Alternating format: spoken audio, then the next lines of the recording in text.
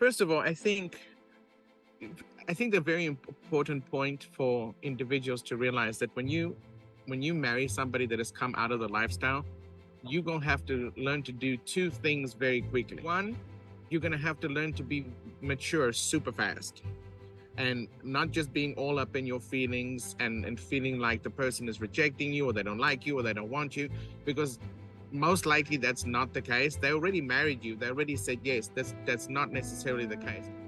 You really have to learn to love the person like with a true unconditional love, because that journey can be really rough and can be very challenging, but you can get through it. You just have to be committed and willing.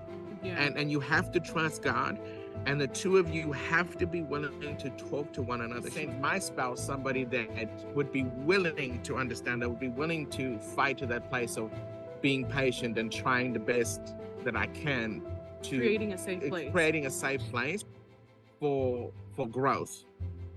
And it was very challenging.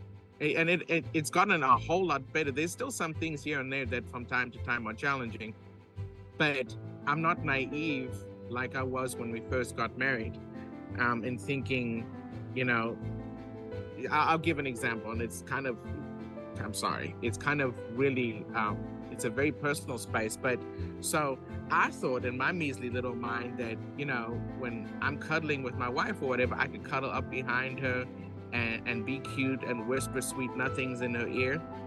Whereas while I thought that was cute, my spouse was not thinking that was cute at all, because that was a trigger for her.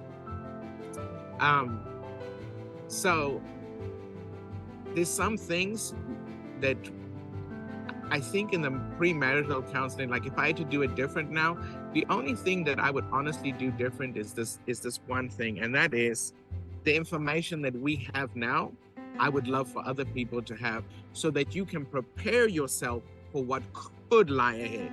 I'm not gonna lie to you and say you're gonna come to this conference or that you could participate in something like this, and then all of a sudden you're gonna have all the information and it's gonna be good. I'd be lying to you. That's not true.